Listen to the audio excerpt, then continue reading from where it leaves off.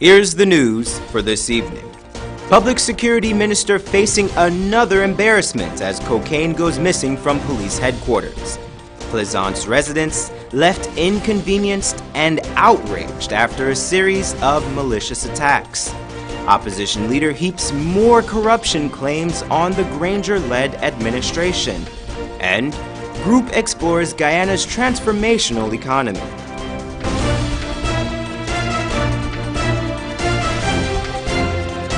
From Sept TV headquarters in South Rival Gardens, this is Sept TV Headline News with George Gonzalez. Headline News is now being streamed live on our YouTube channel. Join us. Minister of Public Security Kemraj Ramjatan suspects who might have stolen a quantity of cocaine from police headquarters. Right on the heels of the disappearance, the Canadians have donated a property room to the Guyana Police Force. Wendell Jeffrey was at the CID headquarters following the case of the missing cocaine and filed this report. This is exactly why we want better property rooms and, as I have indicated, better protocols for the keeping of all these exhibits. The minister was speaking about the cocaine, which was part of the evidence from a recent drug bust, but vanished from right under the nose of the police.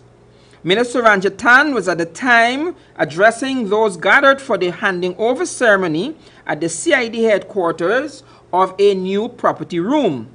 The newly installed High Commissioner, Ms. Lillian Chatterjee, noted that this project further proves the government's commitment to law enforcement. Who would think that a shipping container would be turned into a space to securely store case evidence? She spoke to the willingness of our country to continue its partnership with the peoples of Guyana. Not just inside that box, but outside the box. So, speaking of evidence, this is also evidence of the will of Guyana's law enforcement, including the magistrates and prosecutors to do whatever it takes to strengthen Guyana's criminal justice system. And it is evidence of the strength of the relationship between our two countries. Minister Ranjatan said that on behalf of the government of Guyana, he was thankful for the continued assistance of the Canadians. The fact that they are here and they are also seeing shortcomings and pitfalls and deficits in relation to other matters like storekeeping, and then indicating that we are going to help in relation to that is also very useful. The property room is outfitted with cameras, air-conditioned units, and shelves with transparent containers. The subject minister said that his government is doing a lot, and while there are many things going wrong, there are many more things going right. He noted that all countries have crime problems. With all the training, we're still having problems. Well, we are going to have our problems. Even those major democracies do have their problems, although they have wonderful police forces too. The minister said that the case of the stolen cocaine from the police headquarters is yet another disaster that throws a negative light on the police force. He said that he had his suspicions, but would not voice them. It is another little disaster that is going to throw negative light on the police force. And we're investigating it because, you know, I have my suspicions. I don't want to make them public. But we have some elements in the police force that are, if they're not totally reckless, they're so negligent that you have to put blame on some of them. And that is why we want a a property room where it will be proper record keeping as to who had it, if you had opened the suitcase, whether the cocaine was in the suitcase. All of that will have to be done here, and it will be videoed. As you see here, we have a video that is going to video all of that. So no policeman could come and say, well, I left it on the desk and somebody must he take them out and that kind of thing. For Channel 2 Headline News, I am Wendell Jeffrey. Thanks, Wendell. Burning a bridge between two communities is often considered a terribly divisive act. Residents of Plaisance are accusing a Prattville 1 homeowner of doing just that, burning a literal footbridge between the two East Coast Demerara communities. Here's more. The East Coast Demerara neighborhoods of Prattville and Plaisance are divided by a large trench. Some time ago, the local NDC paid for the construction of a wooden footbridge across the trench. This allowed residents to cross through Prattville to access local establishments, as opposed to walking out onto the railway embankment. But, according to some residents of Plaisance, a homeowner living adjacent to the Prattville side of the bridge is determined to destroy this bridge. People from Prado don't want the bridge to be here. I think I did last week. Okay. Yeah, they last week I burned it 2 times. And then people over here had to come and soak it. 2 times I burned it. The most recent act of vandalism happened early Wednesday morning. The remaining wooden slats were removed. The damage is significant and its effects are already apparent. Good, leave foot. You have to leave foot up. You have to stand up. Yo, yeah, watch. The foot got come up here, man. Look how foot got come up here, buddy. It would seem that everyone, even the cattle in the community, consider it a vital link between the two neighborhoods. The footbridge made life easier for the residents back of Plaisance. It allowed school children a safer route to school and to the Ogle ballpark. Council and put it here for the children and stay because the road on the children for school. Then that carry road is dangerous for them. Fortunately, the NDC for Plaisance has been contacted and they have promised to repair the bridge. Opposition leader Bharat Jagdeo is becoming more emboldened with his corruption claims against the Granger-led administration. At his press conference on Wednesday, he rolled out a laundry list of what he termed corrupt acts and said that government is becoming notorious for canceling bids that do not go to their cronies. Wendell Jeffrey reports. When the desired person doesn't get the bid, win the bid, one of their cronies. So we pointed out how they did this on the Sheriff Street project, on the water treatment plants, at GPL. Now the vehicle overpass at Diamond, it was tendered in January of this year, January 11th open, and you had about 7 companies that submitted bids. Mr. Jagdeo said that none of the companies that placed the bids suited the government, so they came up with lies to stop the projects. Now we are hearing that they discovered that the PPP sold off the reserve. The former president admitted that the reserved lands were indeed illegally sold during the time the PPP was in power. He added that an investigation was launched. We know about this reserve story. It never went to the privatization unit, nor did it go to the land committee of Gaisuko. It was done by a staff member, and we had a full investigation even in the PPP time, which could be accessed from Gaisuko easily. That was not done through the privatization unit, selling the reserve. The PPP General Secretary did not say what became of the investigation and whether or not anyone was fired or jailed. He stated, however, that the government should have done their due diligence and checked to make sure the land was available before they commenced construction. Mr. Jagdeo added that the prerogative is now with the current administration to reclaim the land by eminent domain. Assuming it's so, why did you not check that before you went out to tender? And secondly, what's wrong with acquiring the land now? You're acquiring land to do all of these other things. The bridge, what's wrong with acquiring it back?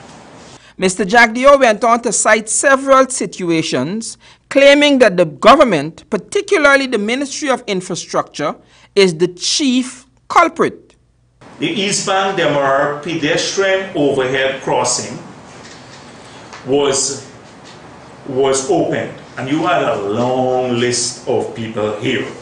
This serves to notify you to all the bidders that a contract has been awarded to B&J Civil Works to the tune of $1 million. We regret to inform you that the decision has been taken by the executing agency to annul this bid process. They annul the bid process after they award the contract. another set of corruption in the same ministry. For Channel 2 Headline News, I am Wendell Jeffrey. Thanks, Wendell.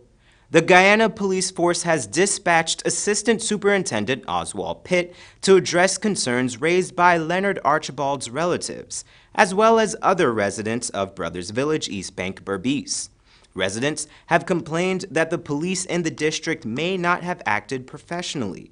This, as several reports were made against one of the suspects in the case, and that the reports were not properly and efficiently attended to.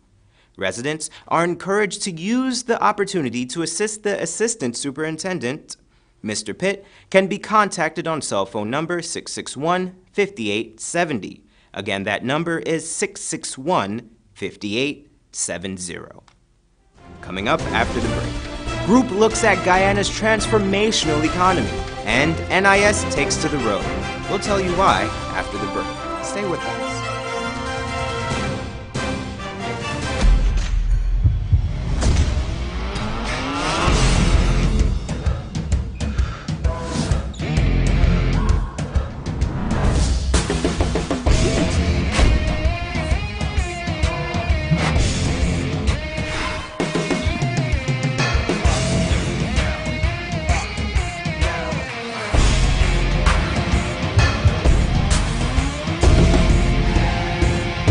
Styles, simply different.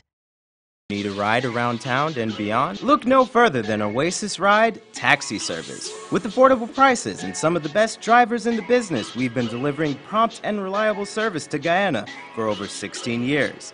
We also offer tours, chauffeur service, and even car rentals. You can call us at 231-5554 or 225-5496. For deals, specials, and more information, find our page on Facebook, Oasis Ride Taxi Service. Let's go. Welcome to Kissoon's Furniture. Find everything you need for your home and more under one roof in our newly decorated showroom. Our locally crafted furniture has been perfected over the last 60 years. From our hands to your home, we also bring to you our newly introduced lines of imported furniture and sleep center, where you can find a wide range of beds and mattresses. Kissoon's Furniture, furnishing homes for over 60 years.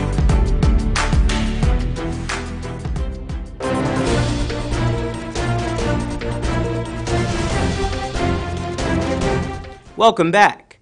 Guyana played host to several nations this week as the Caribbean Central American Action held their annual conference.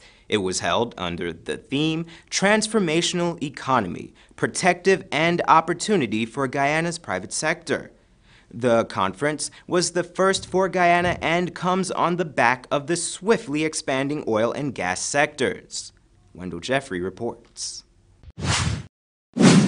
In his welcome and opening remarks, Chairman of the Board of Directors of ATN International and the CCA, and also a former GT&T Director, Cornelius Pryor, said that the CCA is in Guyana because of the substantial potential for growth and development.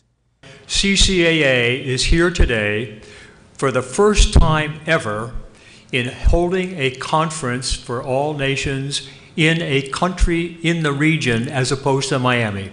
CCAA has been in Miami for many years, but this is the first time in 40 years that it's ever had a conference outside Miami.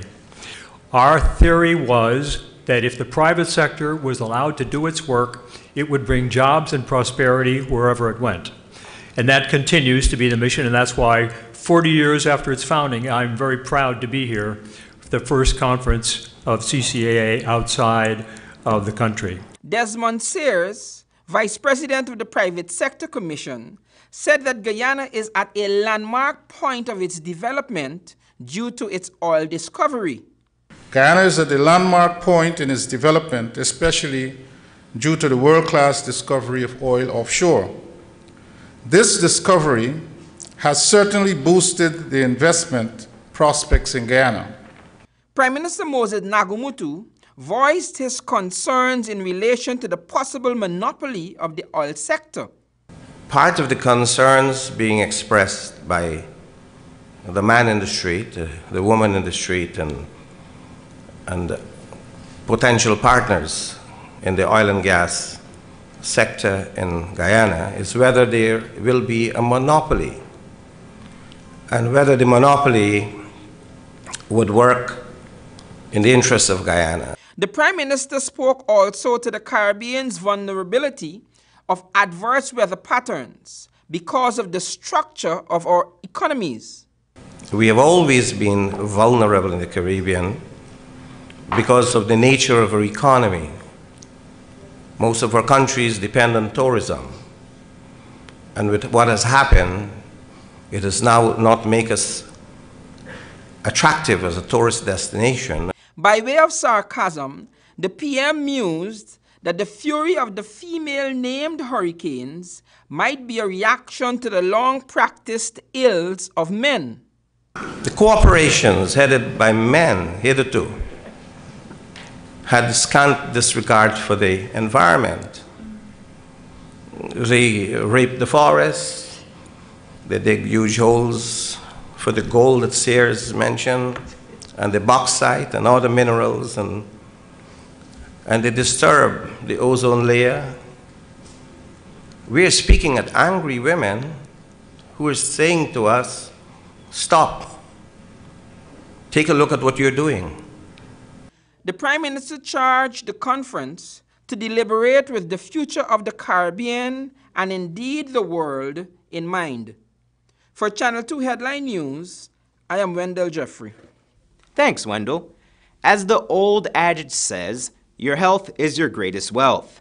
The National Insurance Scheme, or NIS, takes the saying quite literally. Here's more.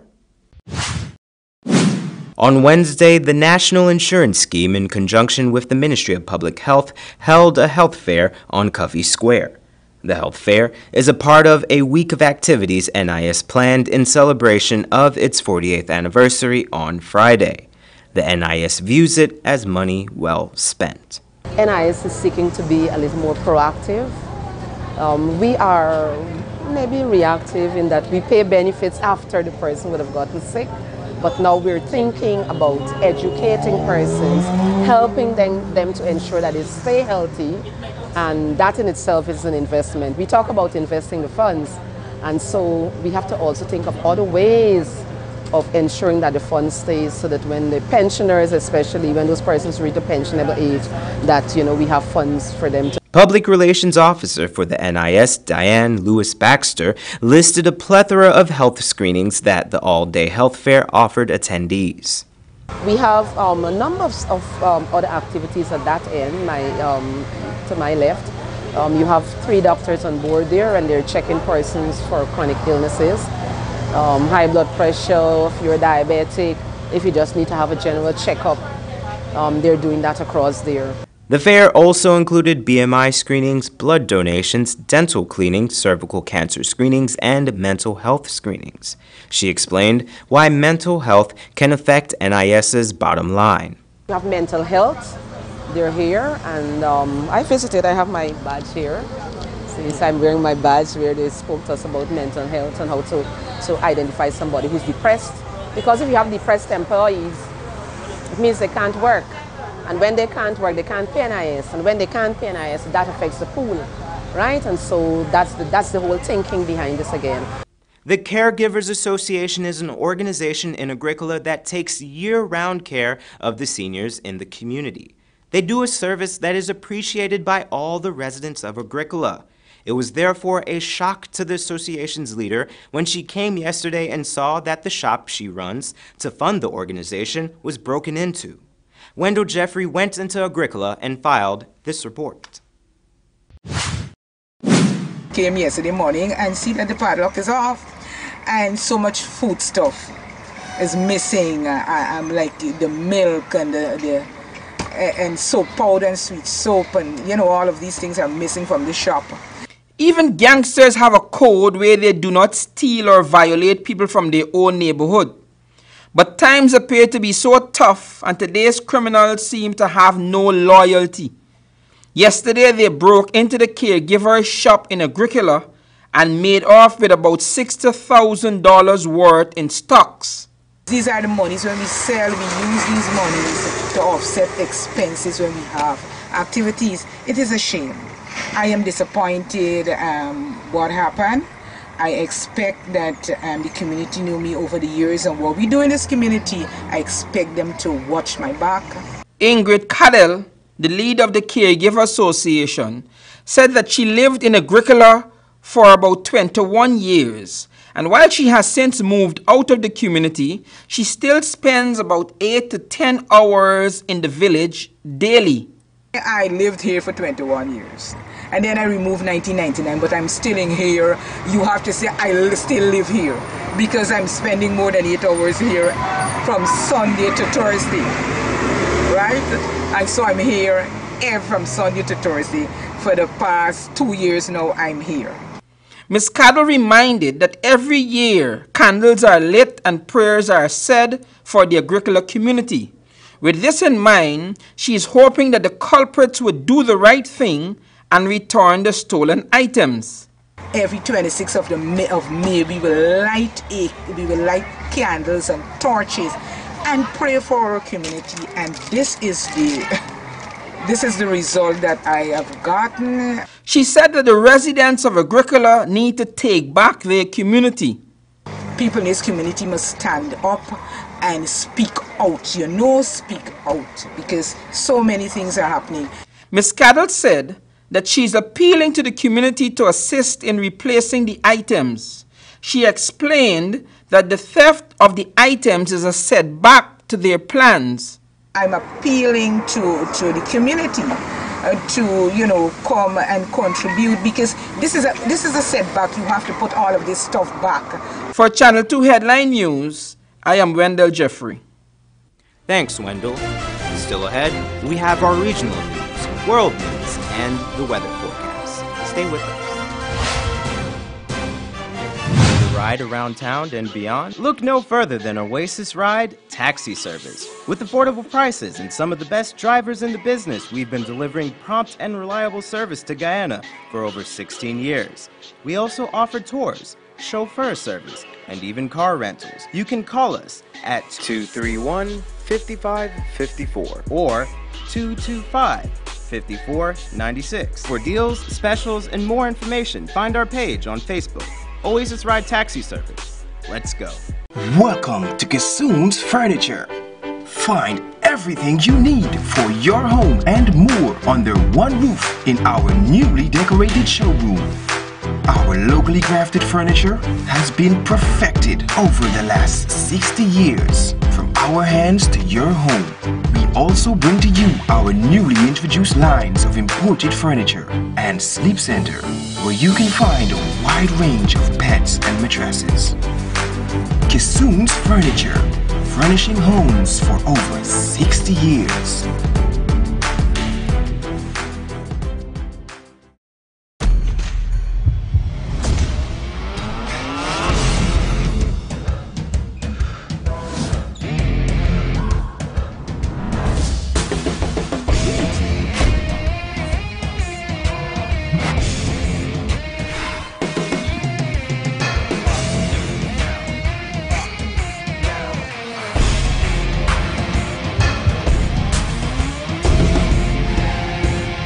Styles, simply different.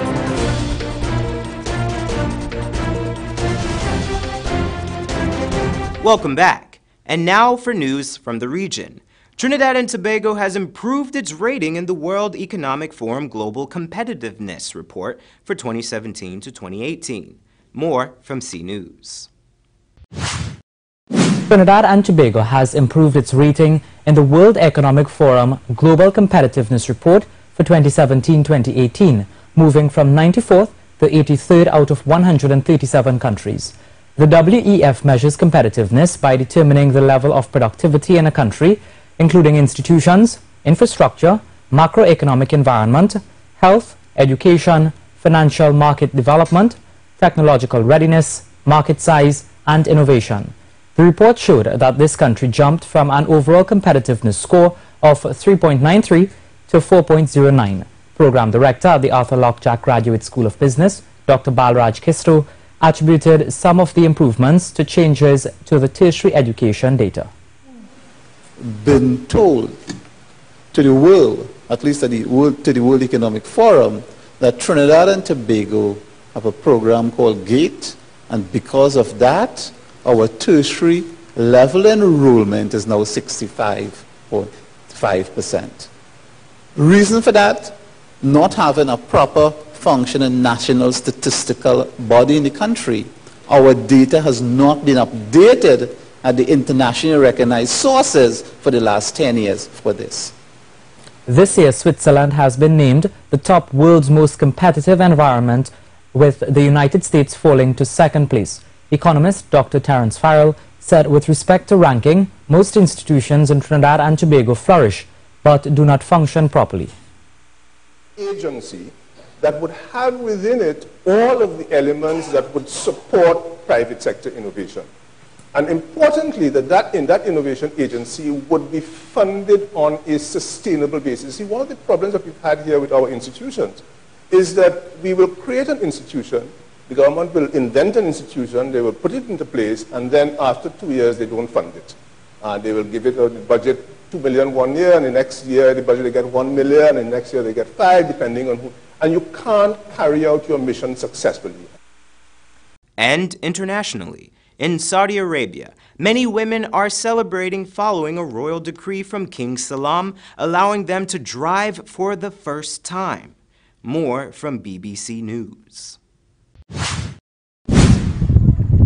Segregated and secretive, Saudi women lead very different lives to men. Until now, they've been forbidden by law to drive. Last night, that changed. The country's aging King Salman issued a decree. From June next year, women can finally take to the roads. For Saudi Arabia, this is huge. I'm very, very happy. I haven't slept since yesterday because of how happy I am. We have waited for years for this to happen. This will help us depend on ourselves and not need anyone to take us. We will not need drivers anymore. Every woman will be free and independent. The lifting of the ban will have an economic impact. An estimated 800,000 imported chauffeurs work in Saudi Arabia, costing families up to a third of their budget. In the past, some women have tried flouting the law, driving illegally to demand their rights, ending with arrest and imprisonment. One of those activists was Manal al-Sharif. She even had to leave the country. I was targeted by a campaign that shaming me. I lost my job, I lost my child custody, and I had to leave my country eventually. I still go and come, but I was harassed so much, especially my family, my mother and my father. My father was sitting in a mosque listening to a imam calling me a whore for driving my car. The long-standing opposition to Saudi women driving has come from religious clerics rather than ruling princes. They fear it will lead to a breakdown in morals and illicit affairs outside marriage. But their views have been overruled by the man on the left, the powerful Crown Prince Mohammed bin Salman. This is all part of his Vision 2030 plan to modernize Saudi Arabia. For now, the clerics have been largely silent. The lifting of the driving ban on women appears to be irreversible.